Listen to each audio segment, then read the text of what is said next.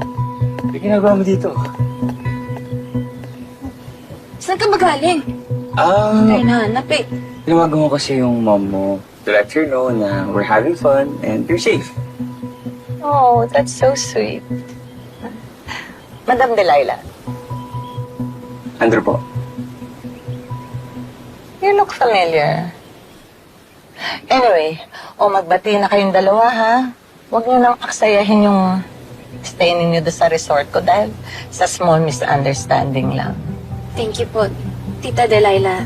Thank you po. Tita? Nobody has called me that before. I kinda like it.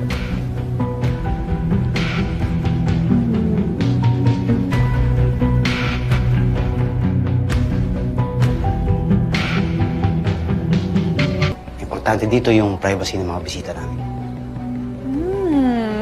Bakit? May mga sikat ba kayo ng mga guest dito? Mga powerful na tao? O baka naman mga criminal masterminds na nagtatago, ah?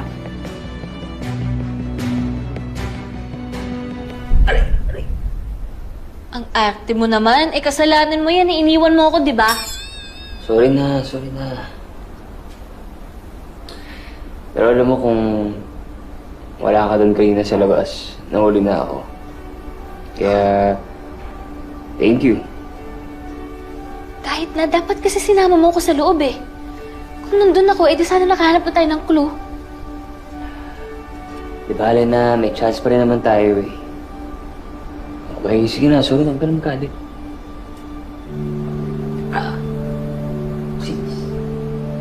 Nalakasan mo ba eh? Huwag ka kaya malikot.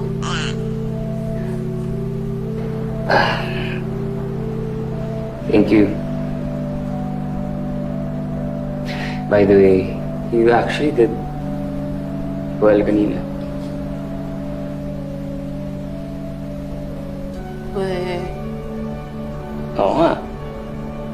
Hindi dahil sa delaying tactics mo, nahuli na sana ako. And kahit na alam kong bullshit ka sa akin, hindi mo pa rin ako pinabayaan. syempre. Alam nga namang gusto ko na may mangyaring masama sa boyfriend ko.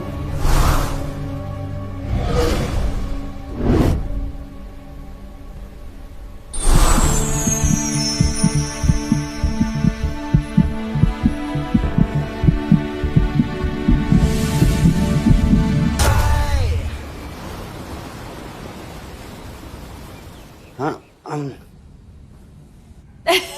Joke lang. Joke lang. Ito naman. Ganito talaga ako.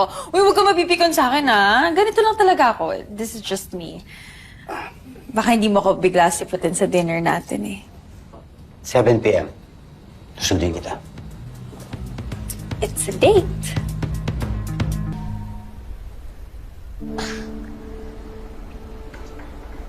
Dapat kasi nakakapit tayo sa mga characters natin. Siyempre, nagpapanggap tayo bilang boyfriend and girlfriend, di ba? So, dapat consistent tayo. Dapat walang makahuli sa atin, dapat walang makahalata. Right.